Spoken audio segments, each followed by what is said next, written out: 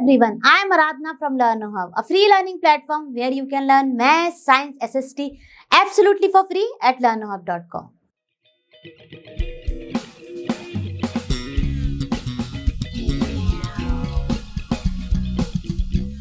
बच्चों, आज हम सॉल्व करेंगे अपने क्लास 7 के चैप्टर नंबर 4 सिंपल इक्वेशन की एक्सरसाइज 4.4। तो आप भी अपनी नोटबुक और पेन लेकर रेडी हो जाइए और मेरे साथ साथ सॉल्व कीजिए।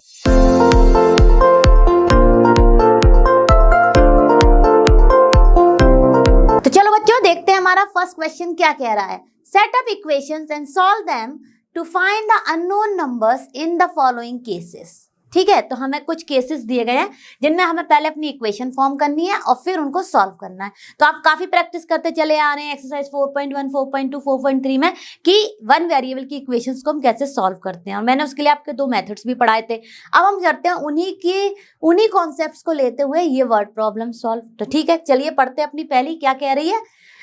ए कह रहा है, ए part, add 4 to 8 times a number you get 60। बहुत ही इजी। अगर आप इस सेंटेंस को या इस वर्ड प्रॉब्लम को अगर बहुत ध्यान से पढ़ेंगे तो आपको एग्जैक्टली समझ ही आ गया होगा कि हमें इसमें करना क्या है।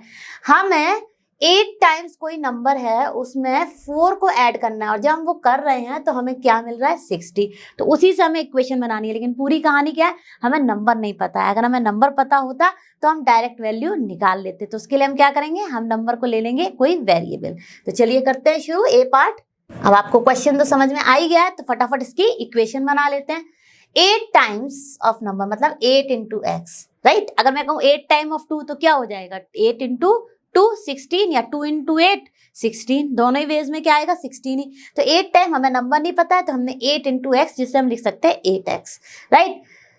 Add 4, right, plus 4 you get 60। तो देखिए ये तो बन गई हमारी इक्वेशन। अब चलिए इसे फटाफट हम ट्रांसपोजिशन रूल से सॉल्व कर लेते हैं। अब देखिए क्या हो जाएगा। हम ले जाएंगे, क्योंकि हमें वेरिएबल की वैल्यू फाइंड करनी है, मतलब हमें अपना अननोन नंबर फाइंड करना है, तो हम इस प्लस को उस साइड ले गए, तो ये हो जाएगा माइनस। तो क्या आ जाएगा यहाँ पे? This implies 8x equals to 60 minus 4, right. बहुत ही आसान था, कुछ करना ही नहीं था। अब इसको फटाफट सब्ट्रैक्ट कर लेते हैं। तो क्या हो जाएगा? 8x equals to 56, right. हमने जब इसमें से 4 को सब्ट्रैक्ट किया तो क्या आ गया? 56। अब देखिए दिस इम्प्लाइज, अब देखिए यहाँ पर ये मल्टीप्लिकेशन में, अदर साइड में ये क्या हो जाएगा? डिवीजन में चला जाएगा। तो चलिए डिवाइड कर देते हैं। तो क्या हो जाएगा हमारा? x equal to 56 divided by 8।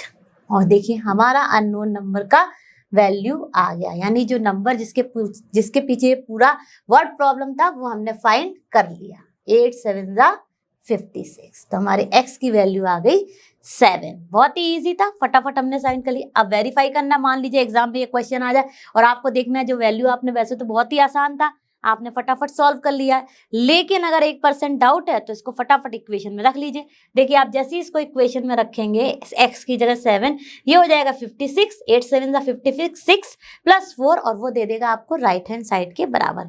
यानी कि जो हमने x की वैल्यू फाइंड की है वो एब्सोल्युटली करेक्ट है। तो हम लिख देंगे द नंबर इज 7। ठीक है, तो ये तो था ए पार्ट। आपको अच्छे से समझ में आया भी होगा, कुछ था ही नहीं इसमें। अब हम करते हैं इसका बी पार्ट। तो चलिए बच्चों पढ़ते हैं अपना बी पार्ट। बी पार्ट क्या कह रहा है? 1/5 ऑफ अ नंबर -4 गिव्स 3। बहुत ही आसान है, फटाफट इक्वेशन बना लेते हैं। सबसे पहले हमें क्या मालूम नहीं है? हमें नंबर ही मालूम नहीं है, तो हम नंबर ले लेंगे। Let the number be x। Okay, सारे क्वेश्चन ऑलमोस्ट एक ही कॉन्सेप्ट पर हैं, तो फटाफट कर लेते हैं इनको। हमें क्या करना है? 1/5 ऑफ अ नंबर मीन्स 1/5 कितना हो गया? 1/5 ऐसे ही तो लिखेंगे 1/5, राइट। 1/5 एक तरीके से क्या है, ये फ्रैक्शन फॉर्म में ही को ही इस तरह से रिप्रेजेंट किया गया। 1/5 को हम लिख सकते हैं 1/5 ऑफ x। चलिए एकदम एक एक वर्डिंग को उठाकर ही लिखते हैं। Of x -4 gives 3। अब देखिए 1/5 ऑफ x क्या हो गया? ये मल्टीप्लीकेशन हो गया, और 1/5 ऑफ x हो जाएगा हमारा x/5, क्योंकि ऑफ क्या होता है? मल्टीप्लीकेशन होता है। तो this implies x/5 -4 equals to 3। अब देखिए ये यहाँ पर किस में है? माइनस में हमें अपना x फाइंड करना है, मतलब कि अननोन नंबर। तो हम इसके लिए इसको यहाँ ले जाएंगे और ये हो जाएगा हमारा प्लस। बहुत ही आसान था, यहाँ तक कुछ करना ही नहीं था। अब हम इसको कर देते हैं फटाफट सॉल्व।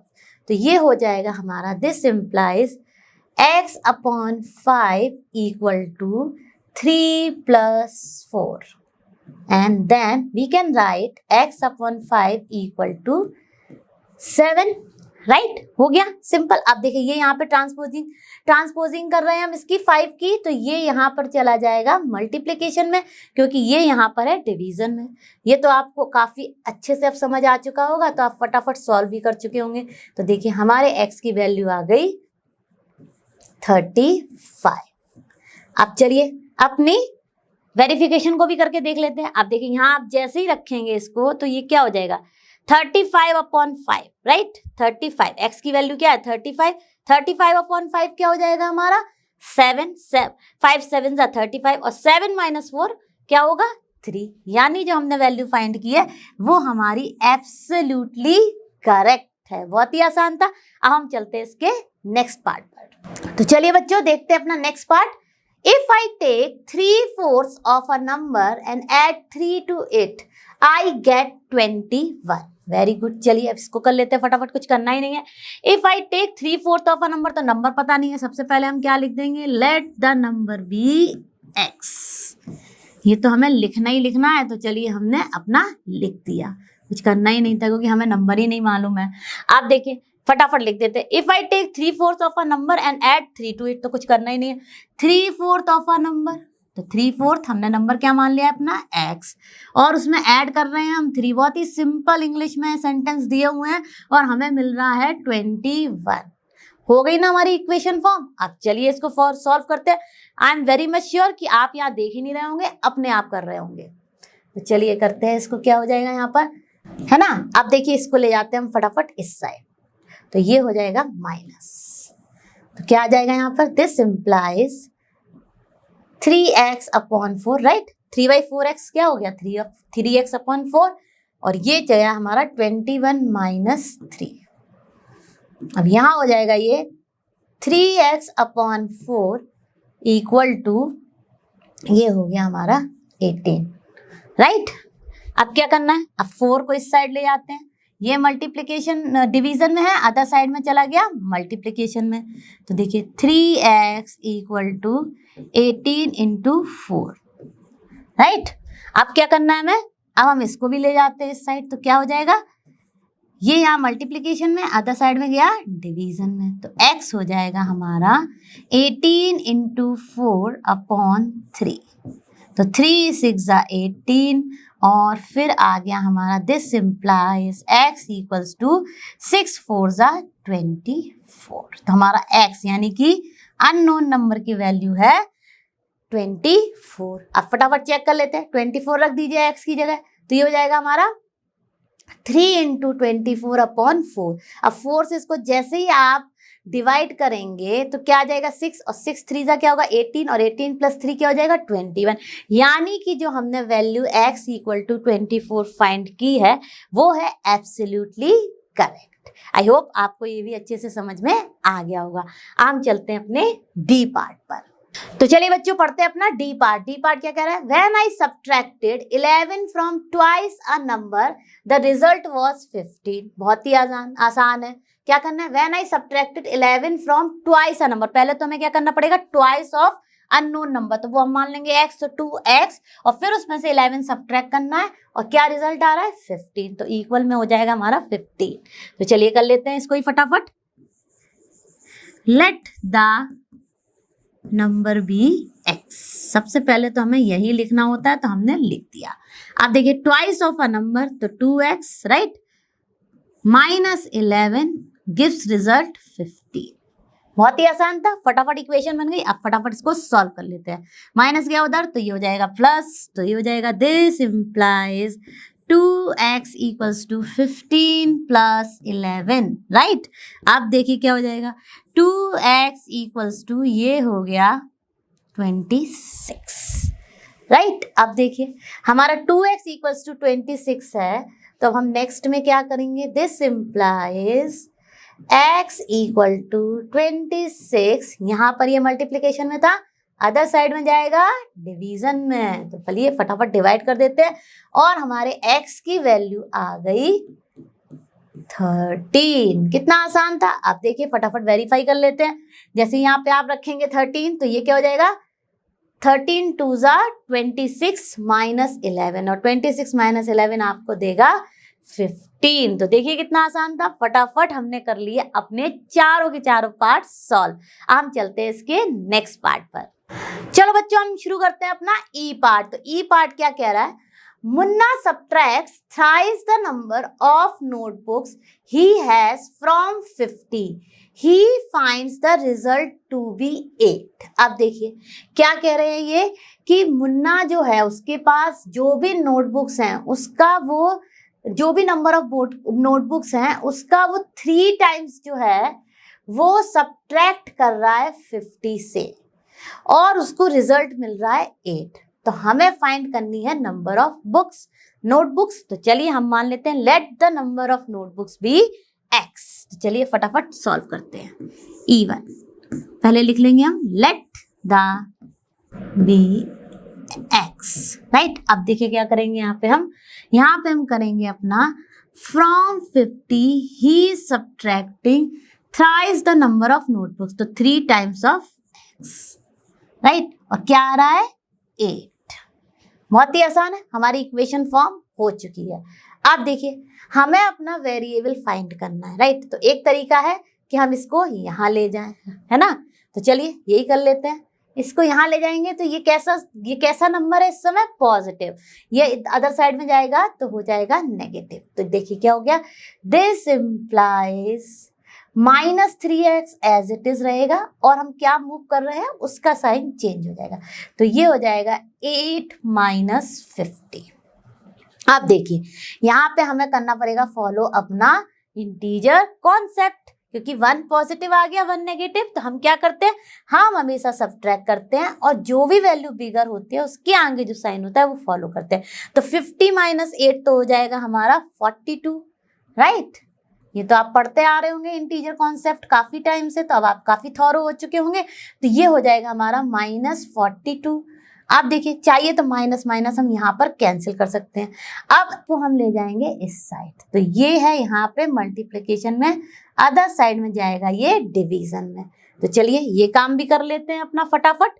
तो क्या हो जाएगा यहाँ पर, ये हो जाएगा यहाँ पर x equals to 42 divided by 3, right. अब देखिए क्या कहेंगे, जैसे हम इसको डिवाइड करेंगे ये हो जाएगा हमारा 14। तो x की वैल्यू आ गई हमारी 14, यानी कि उसके पास नंबर ऑफ नोटबुक्स कितनी थी, 14। बहुत ही आसान था, फटाफट हमने फाइंड कर लिया। अब हम करते हैं अपना नेक्स्ट क्वेश्चन। चलो बच्चों हम शुरू करते हैं अपना F part. Evenhal thinks of a number if she adds 19 to 8 and divides the sum by 5 she will get 8। अब हमें फिर से नंबर ही फाइंड करना है क्योंकि जो उसने थिंक नंबर किया वही तो हमको पता नहीं है। तो चलिए फटाफट शुरू कर देते हैं। हम मान लेंगे let the number be x। F part solve कर रहे हैं, let the number be x, ठीक है। अब क्या करना है हमें, फटाफट देखते हैं अपना। If she adds 19 to 8 and divides the sum by 5, तो ठीक है, जो भी उसने नंबर थिंक किया यानी वो हमने ले लिया x, उसमें वो प्लस कर रही है 19 और जो भी रिजल्ट आ रहा है उस होल को वो डिवाइड कर रही है बाई 5, तब उसको इक्वल मतलब आंसर क्या मिल रहा है 8। अब हमें फाइंड करना है अपना नंबर। तो बन गई हमारी इक्वेशन, हमने क्वेश्चन को पढ़ा, एक एक चीज को समझा और उसको लिख दिया और बन गई हमारी एकदम करेक्ट इक्वेशन। अब चलिए फटाफट आप भी सॉल्व करिए और मैं यहाँ सॉल्व कर रही हूँ, देखिए कि आपका आंसर और मेरा आंसर मैच होता है कि नहीं। तो चलिए करते हैं। अब यहाँ पर ये जाएगा मल्टीप्लिकेशन में, तो अब तो काफी आप यूज्ड टू हो गए हैं। तो मैं फटाफट लिख रही हूँ सारे स्टेप्स को। x + 19 इक्वल टू हो गया ये 40, अब नेक्स्ट स्टेप में हो जाएगा ये, this implies x equal to 40 minus 19। कैसे कर दिया? ये देखो 8 5 जा 40 हो गया था, हमने यहाँ से इसको ये ले लिया, तो ये प्लस का क्या हो जाएगा, माइनस हो जाएगा। ठीक है, और जैसे ही हम इसको सब्ट्रैक्ट करेंगे हमारा आंसर आ जाएगा, this implies x equal to 21। Right, बहुत ही आसान था, आप लोगों को अच्छे से समझ में आ गया होगा। वेरीफाई भी कर लेते हैं। 21 प्लस 19 हो जाएगा हमारा 40, है ना। जैसे हम यहाँ पे x की वैल्यू को रखेंगे 21 प्लस 19 हो जाएगा हमारा 40, और 40 को हम जैसे ही 5 से डिवाइड करेंगे क्या आएगा, 8। यानी कि जो नंबर उसने थिंक किया था वो हो गया हमारा 21, है ना। कितना आसान, फटाफट सॉल्व कर लिया। अब हम करते हैं इसका जी पार्ट। चलिए बच्चों शुरू करते हैं अपना G part. Anwar thinks of a number if he takes away 7 from 5/2 of the number, the result is 23। ठीक है, चलिए करते हैं।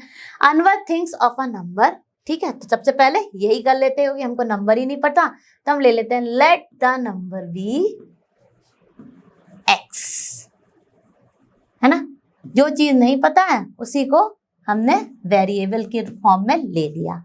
अब क्या कहते हैं, If he takes away 7 from 5/2 of the number, तो पहले तो हमें क्या फाइंड करना होगा, क्योंकि 5/2 of the number से वो 7 ले रहा है। ठीक है, तो 5/2 of the number, okay, of x, from that he is taking away 7, यानी कि taking away means subtracting 7, right, और फिर उसका आ रहा है he gets 23 as a result. तो ये बन गई हमारी इक्वेशन।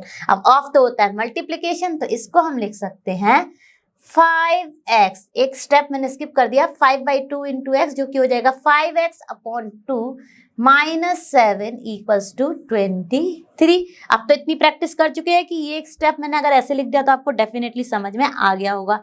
आप देखिए ये माइनस का 7 है, सबसे पहले हम इसको ले जाते हैं यहाँ, तो ये हो जाएगा हमारा प्लस का। ठीक है, तो चलिए ये कर लेते हैं। तो ये हो गया हमारा 5x upon 2 equal to 23 plus 7, और जैसे ही हमने ये किया क्या हो गया, ये हो जाएगा 5x upon 2 equal to 23 plus 7 कितना हो जाएगा, 30। आप देखिए ये यहाँ पे डिवीजन में है, अदर साइड में गया मल्टीप्लिकेशन में, तो ये हो गया हमारा 5x इक्वल टू 30 इंटू 2। चाहो तो आप यहाँ पर ही वैल्यू लिख लो, नहीं तो फटाफट इस 5 को भी यहाँ ले आओ, तो ये यहाँ पे मल्टीप्लिकेशन में, अदर साइड में जाएगा डिवीजन में, तो क्या आ जाएगा हमारा, this implies x equal to 30 into 2 upon 5, right, ये हो गया। अब देखिए जैसे ही हमने ये किया हमने इसको सिंप्लीफाई भी कर लिया, क्या आ गया हमारा answer, x equal to 6, 5 6 30, 6 into 2 12, है ना। तो हमारा आंसर आ गया x इक्वल्स टू 12। आप देख लीजिए, फटाफट इसको रख के देख लेते हैं और देख लेते हैं कि हमारा आंसर 23 आ रहा है कि नहीं, यानी राइट हैंड साइड के बराबर आ रहा है कि नहीं। तो देखिए 5/2 ऑफ हमारी क्या वैल्यू आई, 12, तो जैसे ही आप यहाँ पे रखेंगे 12 यहाँ पर, तो ये देखिए 2 6 जा 12 गया, है ना, 6 5 जा 30, और 30 माइनस 7 कितना हो जाएगा हमारा, 23। यानी कि जो वैल्यू हमने x इक्वल्स टू 12 फाइंड की है वो है कंप्लीटली एब्सोल्युटली हर तरीके से सही। तो आई होप आपको ये सारे क्वेश्चंस के पार्ट, फर्स्ट क्वेश्चन के सारे पार्ट अच्छे से समझ आ रहे होंगे, और हम चलते हैं अपने नेक्स्ट क्वेश्चन पर, जो शुरू करते हैं अपना क्वेश्चन नंबर 2। तो क्वेश्चन नंबर 2 क्या कह रहा है, सॉल्व द फॉलोइंग। अब देखिए इसमें हमें यहाँ पर 2 पार्ट्स दिख रहे हैं। अब हम सबसे पहले अपना पहला पार्ट सॉल्व करते हैं। तो पहला पार्ट क्या कह रहा है, the teacher tells the class that the highest marks obtained by a student in her class is twice the lowest marks plus 7. The highest score is 87. What is the lowest score? अब हमें lowest score तो मालूम ही नहीं है, क्योंकि अगर हमें वो मालूम होता तो हम फटाफट वेरीफाई कर लेते कि जो ये कंडीशंस दी गई हैं उनको सबको करके कि हमारा स्कोर बराबर आ रहा है हाईएस्ट स्कोर के कि नहीं। तो हमें सबसे पहले क्या लेना पड़ेगा, हमें सबसे पहले मानना पड़ेगा लेट द लोएस्ट स्कोर और lowest marks be x, right, क्योंकि वो हमें पता ही नहीं है, तो सबसे पहले वही कर। तो चलिए ले लेते हैं लोएस्ट मार्क्स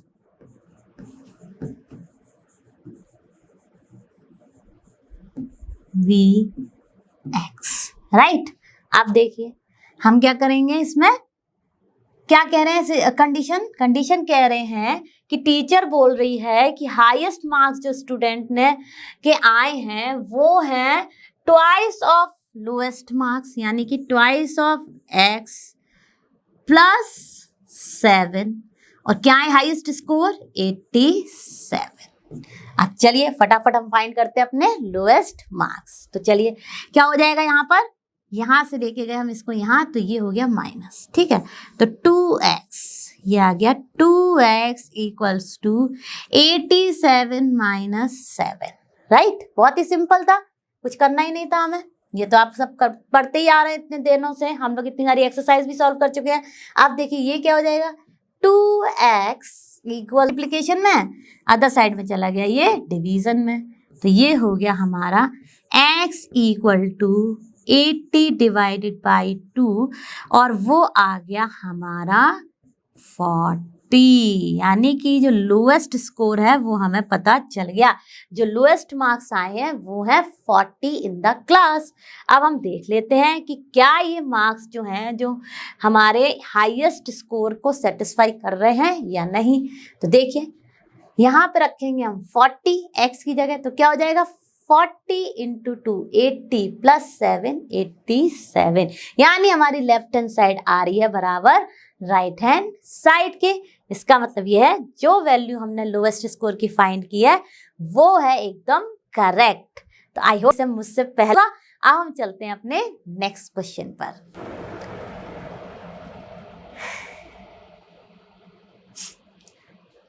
तो चलिए बच्चों, B part, isosceles triangle the base angles are equal.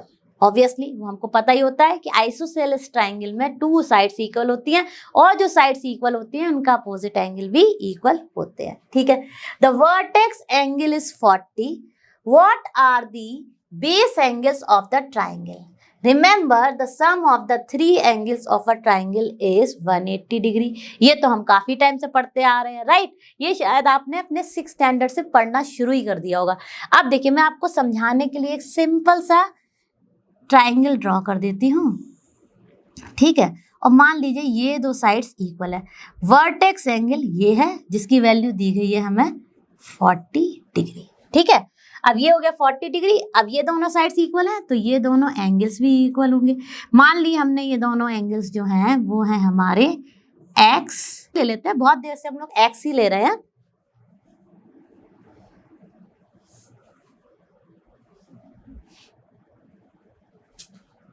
चलिए ले लेते हैं हम अपने b एंड b। अब देखिए हमें ये हिंट भी दे दी गई है कि the sum of 3 angles of a triangle is. चलो बच्चों हम शुरू करते हैं अपने क्वेश्चन नंबर 2 का सी पार्ट। अब देखिए मैं हमेशा आपको बोलती आ रही हूँ कि जब भी इक्वेशंस रिलेटेड आपके क्वेश्चन हो, सबसे पहले आप क्वेश्चन को ध्यान से पढ़ लीजिए और उसकी इक्वेशन बना लीजिए। जब इक्वेशन सही बन जाएगी तो सॉल्यूशन तो पक्का सही होगा ही। तो चलिए पढ़ते हैं अपना question. Sachin scored twice as many runs as Rahul, together their runs fell two short of a double century. मतलब डबल सेंचुरी कितना हो गया, 100 होती है सेंचुरी, तो डबल सेंचुरी होगी 200, और उसमें से 2 शॉर्ट है मतलब कि कम है, यानी कि 200 माइनस 2, ठीक है। ये चीज बहुत इंपॉर्टेंट थी समझना, जो मैंने आपको एक्सप्लेन कर दी है। How many runs did each one score, ठीक है। आप देखिए क्या कहा जा रहा है, Sachin score twice as many as Rahul, यानी कि अगर हमें दोनों में से किसी के रन नहीं मालूम कि कितने स्कोर किए, तो हम मान लें कि राहुल ने x किए तो सचिन के हो जाएंगे 2x, ट्वाइस, राइट।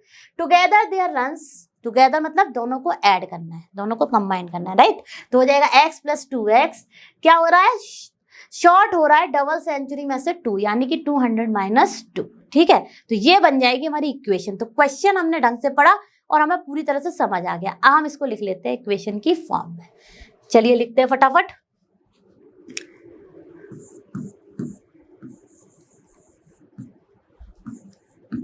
लिख लिया, let the runs scored by Rahul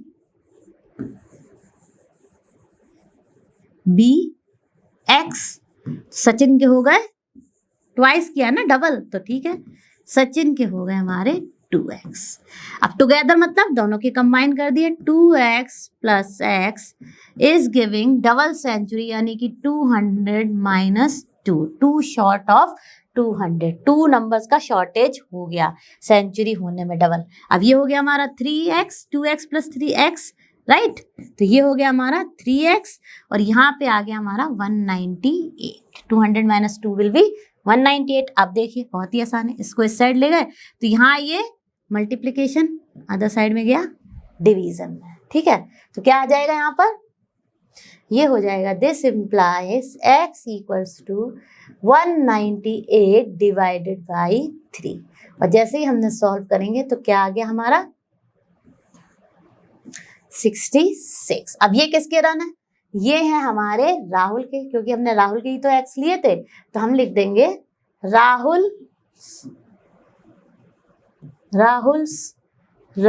और रन स्कोर्ड बाय राहुल, और कुछ भी लिख सकते हैं, राहुल रन्स इक्वल टू 66। अब सचिन के क्या थे, जो भी राहुल ने स्कोर किया उसका डबल, तो चलिए कर देते हैं, सचिन्स हो जाएंगे, Sachin's runs will be 2 into 66, तो ये हो गए 132, राइट। अब इन दोनों को जब आप ऐड करेंगे तो आपका आंसर आ जाएगा 198, यानी कि हमने जो सॉल्व किया है वो है एकदम करेक्ट। आई होप आपको ये अच्छे से समझ आ गया होगा। हम चलते हैं अपने नेक्स्ट क्वेश्चन पर। चलो बच्चों शुरू करते हैं अपना क्वेश्चन नंबर 3। तो क्वेश्चन नंबर 3 में भी हमें क्या करना है, सॉल्व द फॉलोइंग, और इसमें भी हमें दिए गए हैं कुछ पार्ट्स, तो हम उनको करेंगे step by step, 1 by 1 solve. ठीक है, तो फर्स्ट है हमारा, Irfan says that he has 7 Marvels more than 5 times the Marvels Parmeet has. Okay, Irfan has 37 Marvels, how many Marvels does Parmeet have. अब देखिए, सबसे पहले हमें पता ही नहीं है कि परमीत के पास कितनी मार्वल्स, वो भी कर लेते हैं।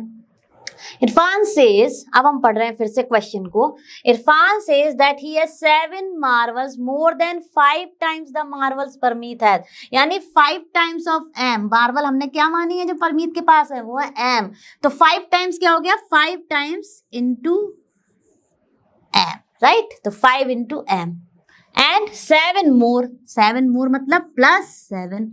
तो देखिए बनती जा रही है इक्वेशन, और फिर वो क्या कह रहा है, इरफान हैज 37 मार्वल्स। तो ये देखिए इरफान के पास है टोटल 37 मार्वल्स। अब हमें पता करना है कि परमीत के पास कितनी मार्वल्स हैं।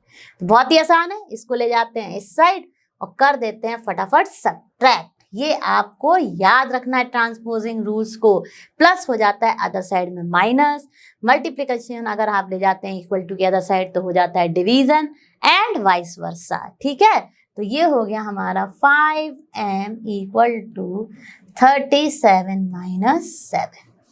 अब क्या हो जाएगा, this implies 5m equals to 30। आप देखिए फटाफट सॉल्व किया, m इक्वल टू हो गया 30 डिवाइडेड बाई 5, यानी कि m आ गया हमारा 6। यानी परमीत के पास कितनी मार्वल्स हैं, परमीत के पास हैं only 6 Marvels. so, Parmeet has 6 Marvels. है ना कितना आसान, फटाफट हमने सॉल्व कर लिया, कुछ था ही नहीं इसको करने में।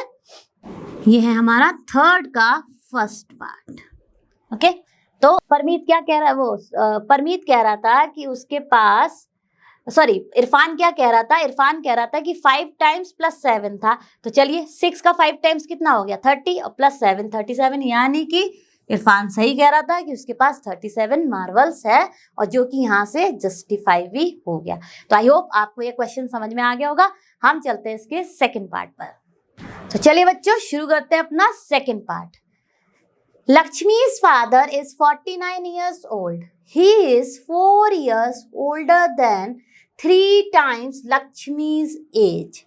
What is Lakshmi's age? अब अगर लक्ष्मी की एज पता होती तो हमें इतना सब करना ही नहीं होता ऑब्वियसली। तो पूरी कहानी कहाँ घूम रही है कि लक्ष्मी की एज पता कर ली जाए भाई। तो चलिए पता कर लेते हैं फटाफट, कौन सी बड़ी बात है। तो शुरू करते हैं।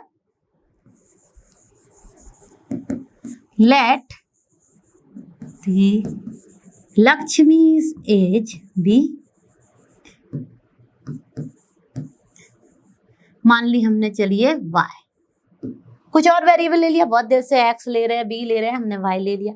अब देखिए क्या कहा जा रहा है कि उसके पापा जो हैं वो उससे 3 टाइम्स ऑफ लक्ष्मी एज, यानी कि 3 टाइम्स y, और उसमें भी +4 है, मतलब कि 4 और ओल्डर है, 3 टाइम्स ऑफ Lakshmi's age, और he is 4 years older than 3 times, यानी कि +4 इक्वल टू क्या हो गया हमारा 49। ये है उनके फादर की एज की इक्वेशन। अब हमें फाइंड करनी है लक्ष्मी जी की फटाफट एज। तो ये गया इस साइड, ये हो जाएगा माइनस, तो यहाँ आ गया 3y इक्वल टू 49 माइनस 4, और ये हो जाएगा this implies 3y equal to 45। अब चलिए फटाफट कर लेते हैं। यहाँ पे y हो जाएगा हमारा 45 डिवाइडेड बाई 3, और देखिए क्या आ गया y आ गया हमारा 15, यानी कि लक्ष्मी की एज कितनी हो गई 15। अब देख लेते हैं कि ये भैया 15 एज सही है कि नहीं है। तो यहाँ पे रख दिया फटाफट, तो कितना हो गया 15 3 जा 45 + 4 49, यानी आ गई LHS बराबर RHS। तो यानी डेफिनेटली लक्ष्मी की एज जो है वो है 45। तो लिख देंगे लक्ष्मी's एज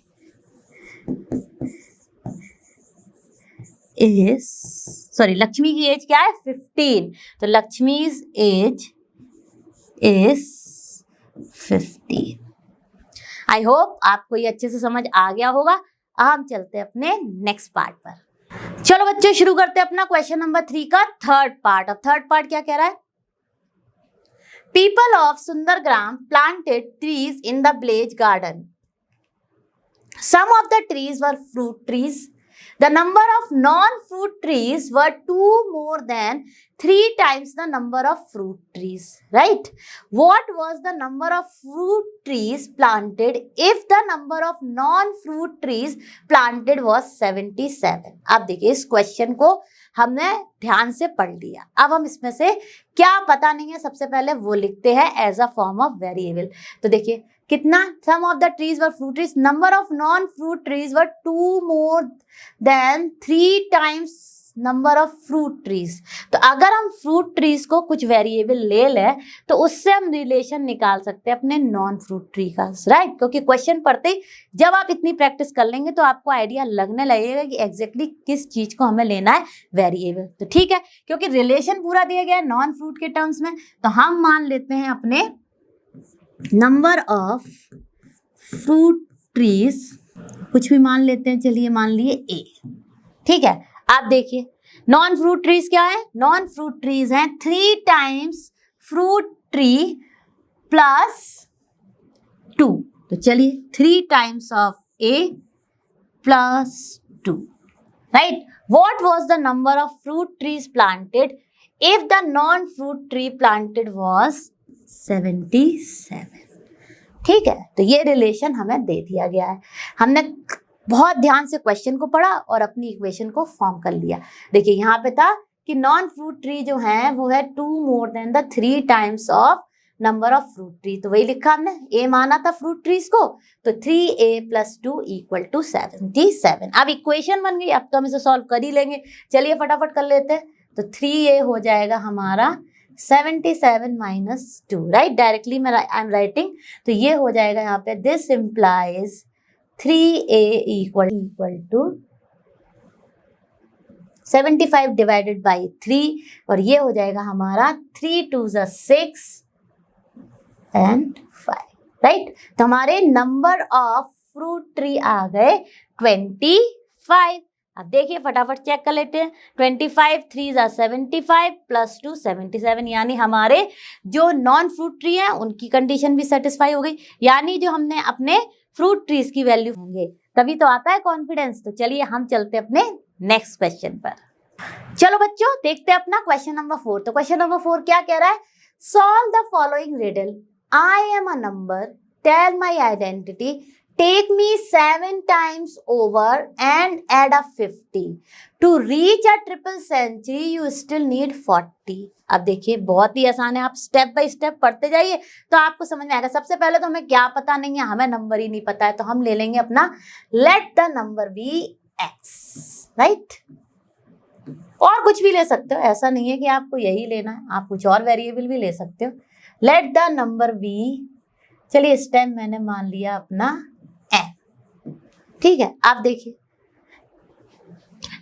टेक मी 7 times, अब देखिए टेक मी 7 times ओवर, यानी कि 7 times ऑफ जो नंबर हमने माना है वही, एंड एड अप 50, राइट। ये हो गया हमारा ये वाला यहां तक।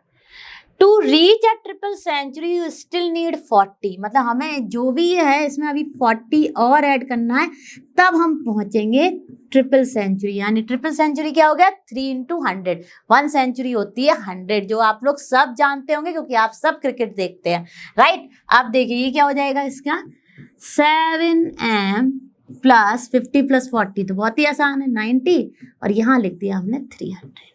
आप देखिए 7m इक्वल्स टू क्या हो जाएगा? 300, क्योंकि हमें वेरिएबल ही तो फाइंड करना है, तो हमने करी यहाँ पे -90।